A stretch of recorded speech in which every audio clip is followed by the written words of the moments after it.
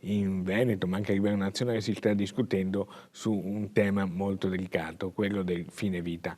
Qual è l'opinione del patriarca, il pensiero del patriarca su questo tema? Non è una affermazione confessionale da parte dei religiosi, dei vescovi. Questo è importante dirlo come cittadini, perché è chiaro che come la comunità politica si esprime circa il fine vita, si disegna un profilo di società.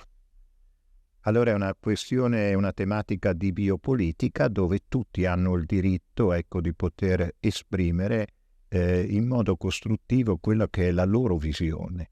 Anche in veste di presidente della Conferenza Episcopale Triveneta, Monsignor Moraglia, in modo delicato, misura bene le parole, attento a non offendere la sensibilità di alcuno, ma al tempo stesso esprime alcuni concetti molto chiari nel dibattito che si è creato in Veneto, ma anche a livello nazionale, dopo la mancata approvazione della legge sul fine vita in Consiglio regionale. Non abbandonare nessuno, sapere che nessuno vuole l'accanimento terapeutico, però c'è anche il rischio dell'abbandono terapeutico e soprattutto vedete toccare il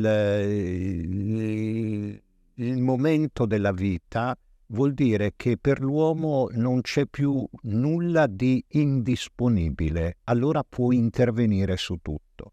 Il patriarca ricorda anche l'incontro avuto con Stefano Geller. Io ho un bel ricordo di Stefano, una persona molto intelligente, molto capace. In quel dialogo che ho avuto con lui e con altri vescovi, ho avuto anche la percezione di una persona non solo molto umana, ma anche molto vicina alla fede. E poi è nelle sue preghiere Stefano, come tutte le persone che soffrono.